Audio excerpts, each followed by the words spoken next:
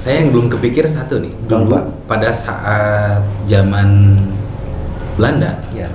Kan kalau mun ayeuna mah kita berbagai wilayah itu punya literatur yang cukup. Misalkan Wanayasa kos kumaha udah kebayang dengan kita baca buku, dengan kita lihat di internet udah kebayang. Terus wilayah apa wilayah begitu. Nah, baheula ya Belanda ya tiba-tiba di Karawang dipindahkeun ka Wanayasa. Mereka punya literatur apa kok tiba-tiba harus ke Wanayasa? Kan telepon can aya waktu itu, ngomong WA apa, can aya. Dikotokin dulu buat kene. Tiba-tiba dia pindahkeun ke Wanayasa. Nah, mereka punya kalau ayeuna kan tinggal sambungkeun ka satelit. Oh, Wanayasa teh kos kumaha? Oh, ternyata ketinggiannya sekian dpl, kandungan airnya sekian dpl, sekian ini terus suhunya sekian derajat. Sekarang nah, baheula kumaha carana?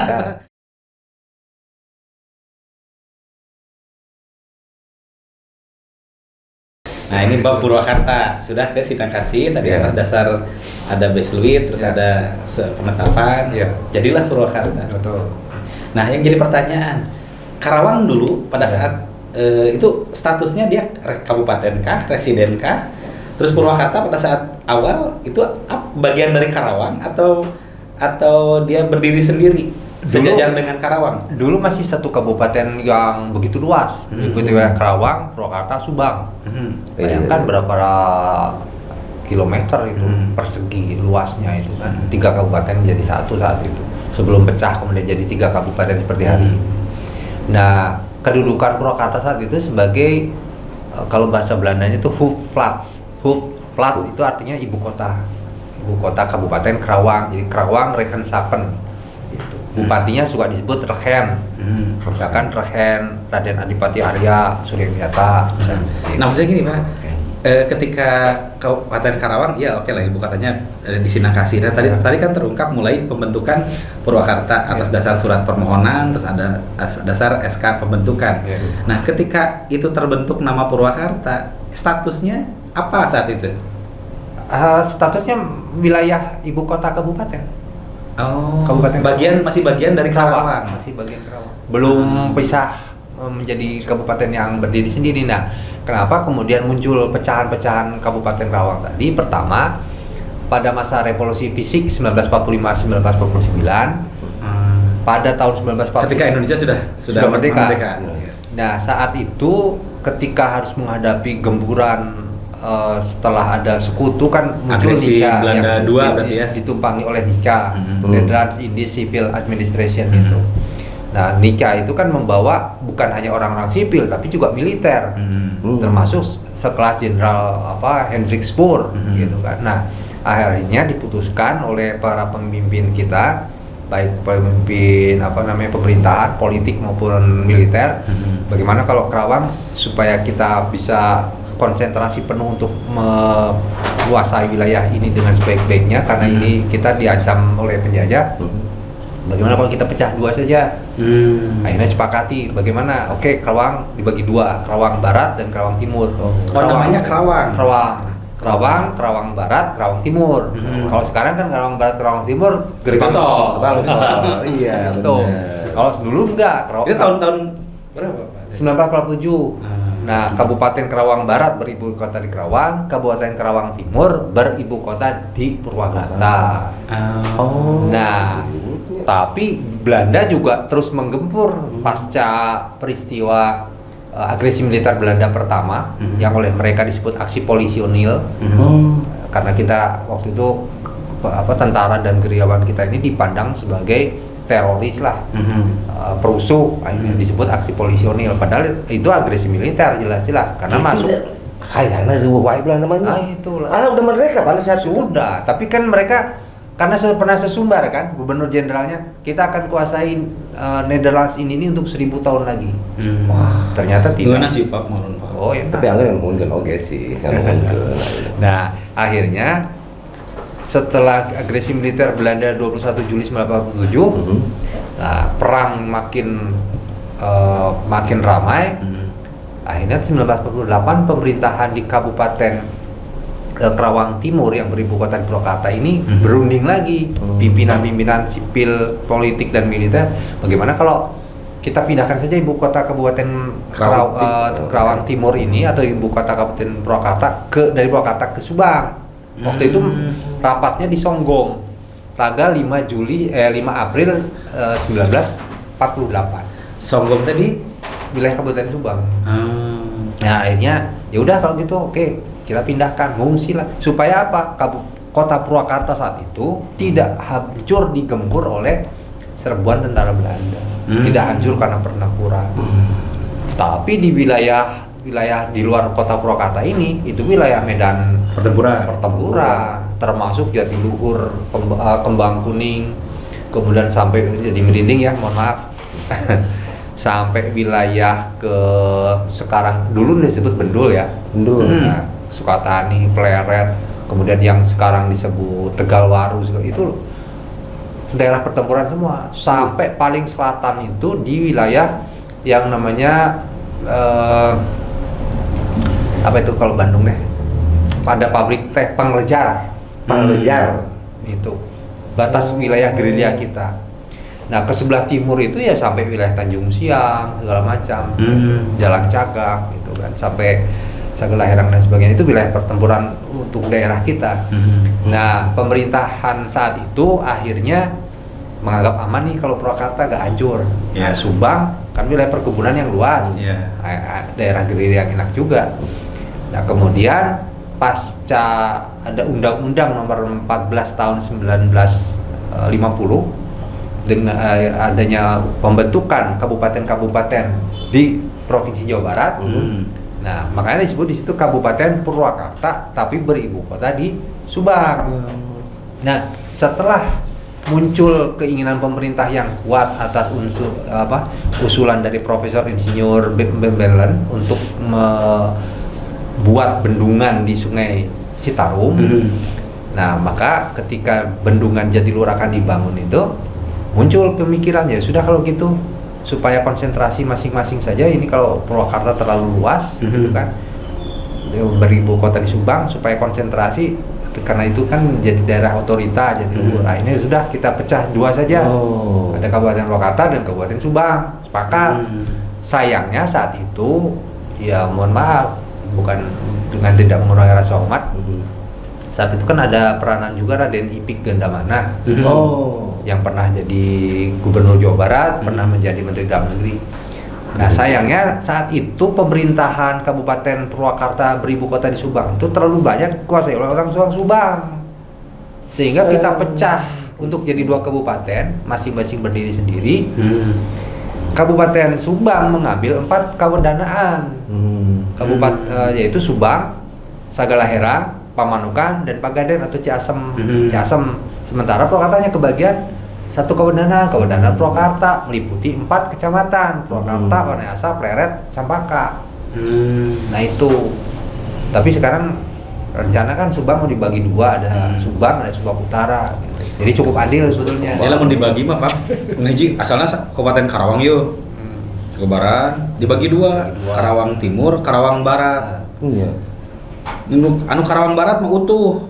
Karawang Timur dibagi dua deui Pak, nu hiji jadi Subang, nu jadi Purwakarta. Iya oge nu ieu mah opat kawadanaan. Nu Purwakarta mah kan hiji kawadanaan, jadi Purwakarta leutik teh nya wajar Pak. Pembagianna kayak gitu bageurana. Kabupaten paling kecil setelah Pangandaran kan di Jawa Barat. Secara wilayah geografis. Tapi leutik ge anggar kudu keun bae hiji oge mau. Do masak kandang beak daripada 100 tapi hamster. Tapi Pak, kalau aku penasaran tadi itu sambil ngahulang Pak nya. Iya, udah ada Bang? Ya, udah makan ieu maksudnya udah ngulang wae maksudnya gitu. Nah, ibut buluan Pak sejarahna tah ieu. Nah, lamun di lemur sama itu sebetulnya kacang Jepun malah. Oh iya. Jepang kan, edamame kan ini. Iya, edamame teh nembe apal ayeuna geus sakola. Bae sebutna kacang Jepun. Jepun teh apa? Jepang. Sebenarnya Jepun teh kurang eling jeprut nya. Oh, gitu. Ning buluan, banyak dapat buluan. Sejarahnya ki aya yang hubungan jeung naon gitu. Bet buluan gitu. Mun teu buluan berarti mun teu kapri, roai. Oh iya. Roai apa tuh Roai? Apaan? Sampai Pak, abi jujurnya masih saat ini masih ngulang enggak ya. Kan dia atas apa? Bukan, ini kan Jepun udah kejawab Ya, ini mah. ya. Ulang tahun Purwakarta yang kesekian misalkan. Ulang tahun Kabupaten Purwakarta yang kesekian beda-beda. Oh ya. Eta apa? Kan tadi kau ungkap apa? Juga, mohon lahirnya kan tahunnya. Nah, jadi begini, kalau kenapa beda-beda tahunnya? Karena yang satu hari jadi Purwakarta, Betul. munculnya nama Purwakarta Purwakarta. dalam panggung sejarah di Nusantara yang sekarang jadi Indonesia. Yang satu karena setelah pecah antara Purwakarta dan Subang dengan Undang-Undang Nomor 4 Tahun 1998 tentang pembentukan Kabupaten Purwakarta dan Kabupaten Subang, tanggal 29 Juni 1968, maka kemudian pelantikan Bupati pertama Purwakarta, ya, Haji Raden Surya Sunaria Ronggowaluyo, itu dilakukan tanggal 12 Juli 1968 oleh Menteri Dalam Negeri yang namanya Jenderal Basuki Rahmat. Bukan orang Sinangkasih ya, Bukan. orang Banyuwangi ya. Tuh, ya. Itu ceritanya. Ya. Maka kalau ditarik garis, kok kenapa jauh banget ya? Memang jauh. Kan awalnya hanya hari jadi Purwakarta, tapi masa pemerintahan Pak Deddy Mulyadi, beliau kan menginginkan ada hari jadi Kabupaten Purwakarta juga. Karena bedanya. Karena beda. Itu kan. Tapi karena bulannya sama Juli, ya sudah di. Dia lamun secara kasar nama kia Purwakarta lahir sebagai lembur. Ya. Nu kahiji Purwakarta lahir sebagai kabupaten administratif. Pertama itu sebagai pusat daya. Serdaya. Hoofdplaats. Puseur daya teh kotanya Puseur daya.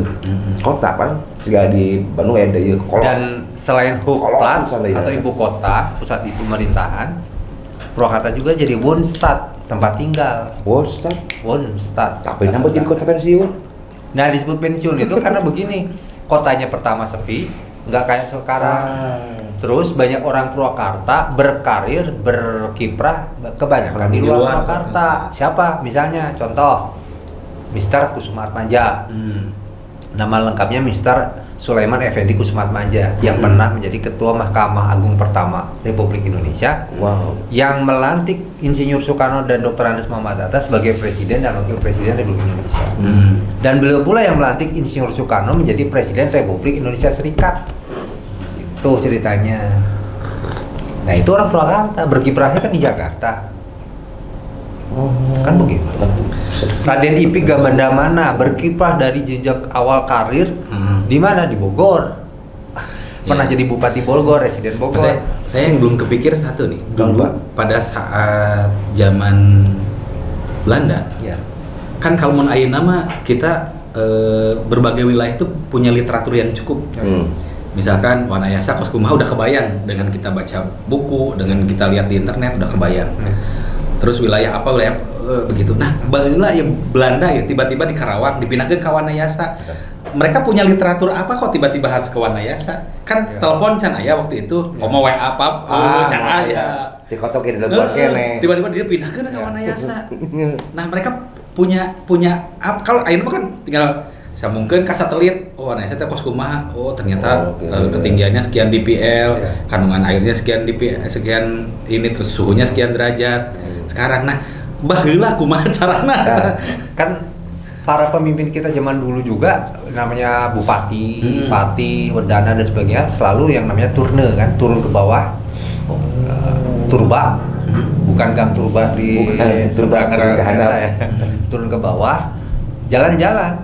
Ya entah betul kalau zaman sekarang mungkin apa ya? Incognito, nyamar gitu kan. Kalau dulu begitu. Kalau sekarang kan apa namanya itu? Ya, nanti spionase gitu.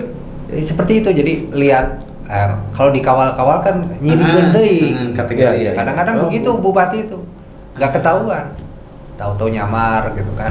Lempang di situ naik kuda saja, paling hanya dengan beberapa orang. Padahal meneliti itu teh. Luar dia sigana cocok gitu jadi. Lagi pula kan gitu, beliau bawang. punya apa sih namanya, bawahan-bawahan, wedana segala macam kan pasti ditanya, coba gimana wilayah kondisimu yang enak yang pasti melalui observasi sama melalui diskusi. Gitu. Gitu Pak. Saya bingung kayaknya kan kagamar Pak. Dan kearifan lokalnya selalu beliau-beliau ini, pepuhu kita, leluhur kita ini selalu menggunakan jalur antara bumi dan langit. Jadi berdoa. Nah, itu yang disebut kontemplasi jeung tafate kan. Sholat istikharah, dapat ilafat, dan sholat istikharah nggak cukup sekali 2 kali kan, sampai betul-betul dapat petunjuk. Demikian pula dalam sholawat. Dalam sholawat itu kan, begini. Dan memang atas saran, masukan dan sebagainya, pertimbangan saudara sepupunya yang sudah berada di Purwakarta, Kiai Haji Raden Muhammad Yusuf bin Raden Raya Jatinegara, yang saat itu istilahnya mengepalai sebagai, kalau zaman sekarang ketua DKM lah, Dewan Kemakmuran Masjid Agung, saat itu belum disebut Masjid Agung dulu. Nah, beliau udahlah pindah saja ke sini karena jabatan beliau itu sejak 19 Agustus 1828 itu sudah menjadi Huf Panghulu, berkedudukan di Purwakarta, jadi kepala penghulu, gitu. Dan itu DSK-an oleh Gubernur Jenderal, ada besulitnya. Kayak iya Pak, ngebangun jalan, terus ngebangun irigasi. Orang main ya generasi berikutnya ya, melihatnya pantai dari sisi pantai, terus memang ya pas, terus jalan di Purwakarta kawan ayah kan berkelok-kelok, pas. Tah, mun aya nama kan gampang lah, analisa segala macam lah, alat juga cukup. Kan baheula kumaha carana? Ya itu kan beliau ini kan punya bawahan-bawahan yang juga orang-orang yang tidak biasa-biasa saja. Secara keilmuan, pada saat itu ya, mumpuni pada saat itu. Mumpuni. Nah, contoh misalkan seperti pembangunan, contoh saja ya, yang kita lihat hari ini juga masih ada. Itu misalnya pendopo Kabupaten Purwakarta maupun Gedung Negara. Indah sampai saat ini juga masih indah. Siapa yang berkontribusi besar di situ? Itu Patih. Patih dari? Patih Kabupaten Karawang di Purwakarta. Patih itu menurut orang wakil bupati berarti. Namanya Raden Thohir Natanegara. Kalau sekarang mah Pak Norman Nugraha. Sekda gitu lah. Nah itu yang memimpin itu. Kemudian yang menarik ini ya, saya ulas sedikit. Pendopo itu kayu jatinya dari mana? Dari Cibubur, ya, dari Parakan Salam Pondok Salam. Ya.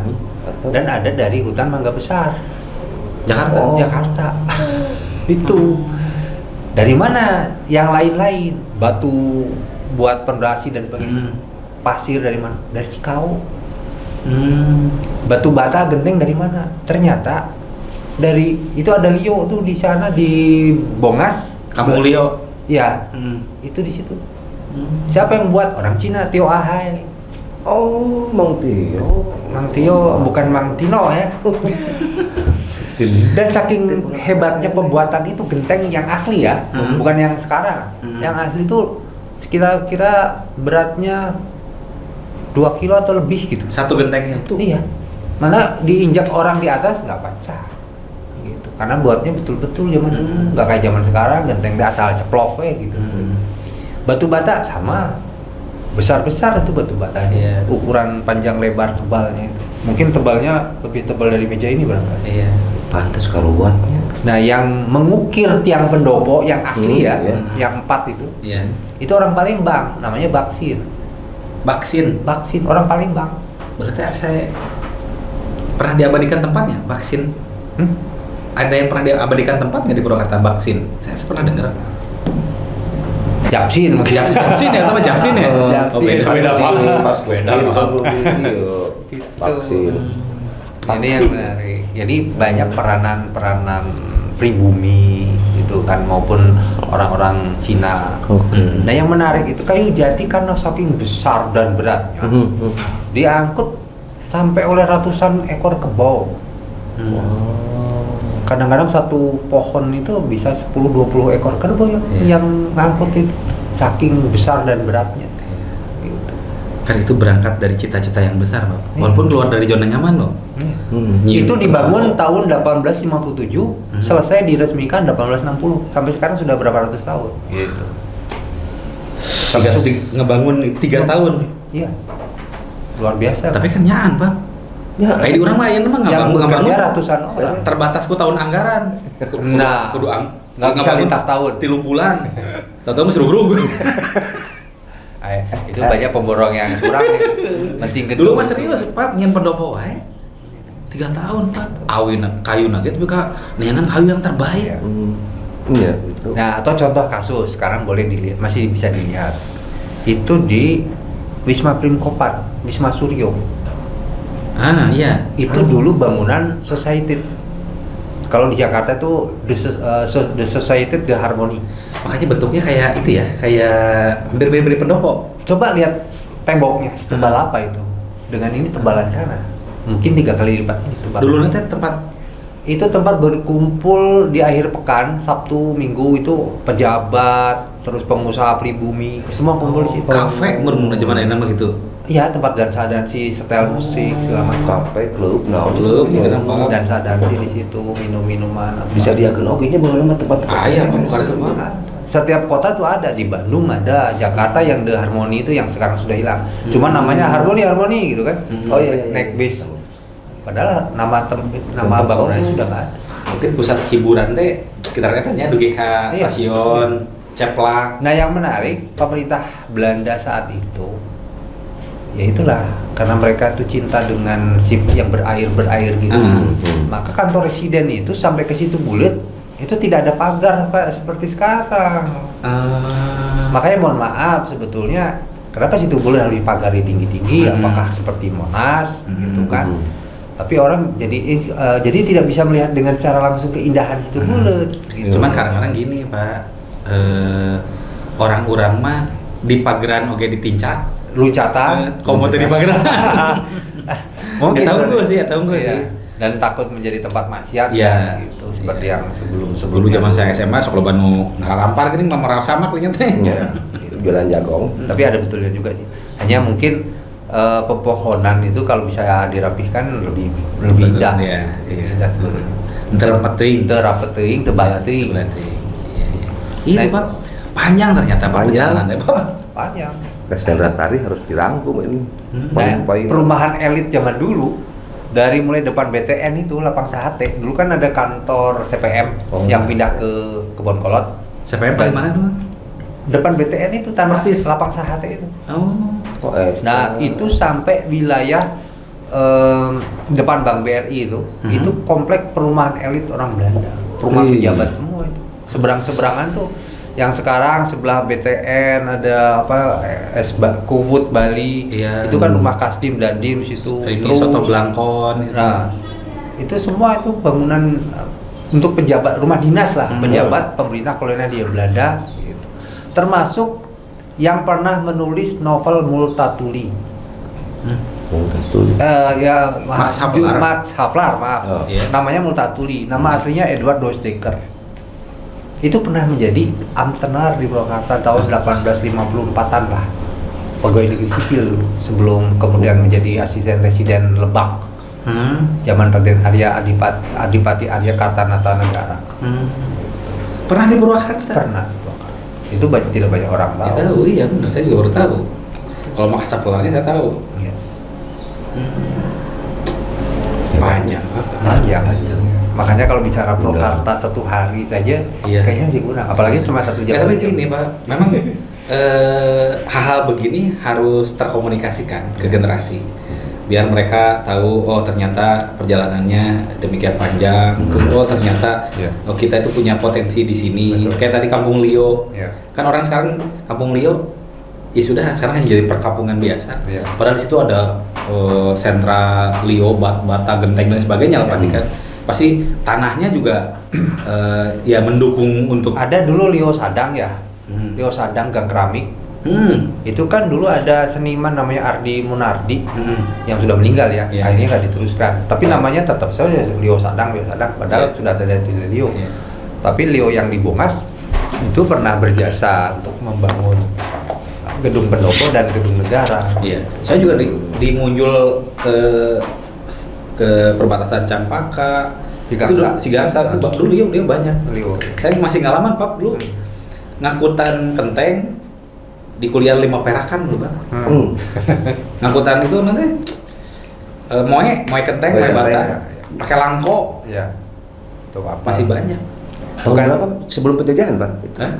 Zaman Jepang. Makanya saya makan Kacang Jepang dulu. Benua Perak. Nah, terus kemudian kembali mengenai keberadaan nama jalan-jalan Purwakarta. Nah. Itu kan tokoh-tokoh kita, para pemimpin kita zaman dulu. Mhm. Kita mulai dari sebelah utara dulu.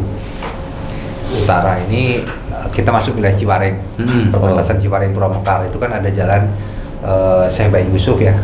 Nah, itu juga beliau kan seperti tadi menjadi tokoh alim ulama yang ternama di Kabupaten Karawang. Bahkan beliau itu sebetulnya wali. Kan dulu mah jalan baru. Jalan bukan jalan baru, yang sana yang arah STT apa? Mutakin. Nah, Oh iya. nah, itu kan jalan Bayi Yusuf. Beliau adalah tokoh ternama di Purwakarta yang menjadi Hupanglu sejak 1828 sampai 1854. Jalan terusan Ibrahim Jingadilaga sampai Ibrahim Jingadilaga. Siapa beliau? Beliau adalah Hupanghulu Purwakarta. Hupanghulu Kerawang di Purwakarta. Kiai Haji Raden Ibrahim Jingadilaga. Tukang ngawinkeun. Anes Panghulu. Ya diantaranya itu tugasnya. Tapi beliau kepalanya.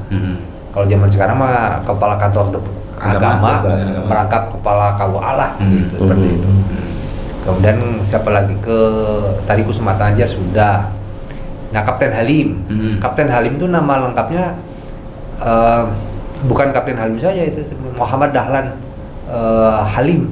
Muhammad Dahlan. Kapten pangkatnya. Dan beliau itu sebetulnya makamnya tidak ada di yang kemarin di Guar 889 makam itu tidak ada. Kenapa? Karena makam beliau ada di Taman Makam Pahlawan Nasional Kalibata sebagai makam nomor 1. Kapten Halim teh. Kapten Halim. Jadi Taman Makam Pahlawan dulu berada di Cilincing, tapi karena sempit, kecil, sudah penuh dan takut abrasi laut, ada banjirop dan sebagainya, ini dipindahkan oleh pemerintah itu ke Taman Makam Pahlawan Nasional sekarang Kalibata. Dan Kapten Halim itu menjadi orang pertama yang dimakamkan. Bukan dipindahkan. Bukan dipindahkan. Yang pertama dimakamkan. Iya. Pahlawan Seperti itu. nasional. Nah, kemudian siapa lagi? Kalau ke sini Jalan Ateng Sarton. Ateng Sarton itu adalah pemuda dari kaum pemuda pejuang gerilyawan yang ketika itu pulang sakit, tapi ada mata-mata banyak lah, mata-mata itu pribumi kita juga nggak kenal suku itu banyak sekali. Akhirnya ketahuan lah, dicari ke rumahnya, ketemu dalam keadaan sakit.